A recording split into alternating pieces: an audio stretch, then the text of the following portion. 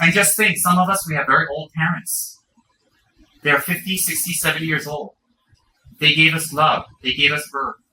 They gave us life. They feed us. They give us money. They give us job. They give us space. They give us reputation. They give us their name. They give us even the clothes on our back. Are very kind parents.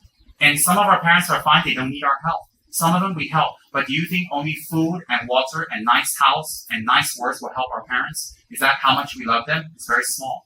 Even animals can give food to other animals. So that's not a big deal. But when our parents are old, with respect to everyone, they will die. When they die, do you think it's enough just to celebrate Cheng Bang to them once a year? No. When they die, how much you cry will not change their course of destiny. When they die, there's nothing you can do. But if you dedicate a statue, if you make a statue, if you make a stupa or a statue. How to say stupa?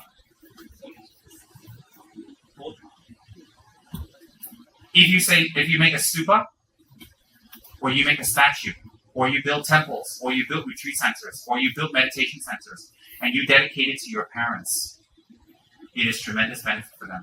Correct, they don't get 100% of the merits, but they get a large portion dedicated to them. You know why? Because that place will be used for people to find peace, to find love, to come to terms with themselves, to become better people, to learn the Dharma. And every time someone learns something very good, and every time someone improves, that was because of your dedication to your parents. Because you made it because of your parents. You say, well, I gave the money, how come my parents get it? Because if it wasn't for your parents, you wouldn't have any money. You wouldn't have anything. You wouldn't have nothing. So if you make something like that and you dedicate it to your parents, and it's grand and big according to your income, and you dedicate it to them, you will help them. You know how you will help them?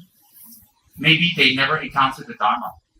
Or maybe they're too old to practice Dharma. Or maybe their minds are not in the direction of Dharma. But that doesn't mean the Dharma is not good. Doesn't mean that Buddha doesn't have power. So when we do that for our parents, we make sure that we help them to take a good rebirth. A good son and a good daughter who is filial will not only think about their parents for food and house and car. No, they will think about their parents for their future life. That is our responsibility. Our parents are the most kind to us, the most kind. So when we do Dharma or we do Dharma work, it will be a tremendous benefit to our parents. And not once, not twice. Why? How many times have your parents fed you and taken care of you and loved you and helped you? How many years? One statue is not enough. One temple is not enough. One charity, no, it's not enough. And then some people say, well, I don't have to do Dharma work, I can do charity. Yes, you can. You can. But there are many levels of benefits. Many levels. For example, if we do charity that gives food to people, if we do charity that helps the earthquake victims, that's wonderful.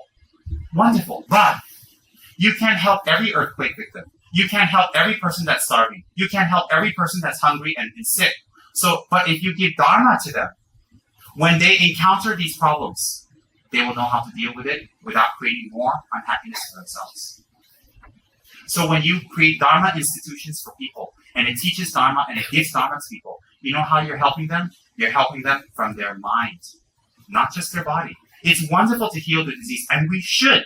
We should do that. But I'm talking about the different levels of charity and different levels of help. The highest charity in the world is to give people peace of mind, freedom from anger, and harmony within their family and community and their world. That is the highest giving we can give. And even higher, the most supreme, is freedom from the fears of samsara. That is the highest gift we can give anyone. Highest. So you want to talk about charity? Wonderful. I do charity, I do plenty.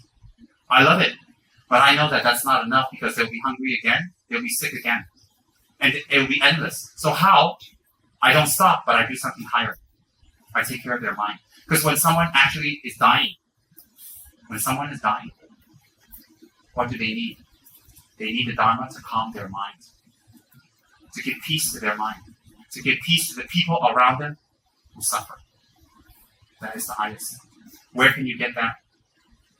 So when we do Dharma work and we do Dharma images and Dharma statues and Dharma temples and all that, it is the highest form of charity. That's why everywhere in the world, whether it's in the holy Islam religion, it's holy Hindu religion, or the holy Buddhist or Christian religion, or the Jewish religion, wherever, when it comes to building a temple or building a house of God, It is the most prized and highest charity. Why? Everybody knows that this one gives you peace of mind. And that's what we need. We can be hungry. If we have peace of mind, we're all right. We can be very rich, but if we don't have peace of mind, what's the point of having money? I'm not putting anyone down. We need the peace of mind. And that one can only come from knowledge.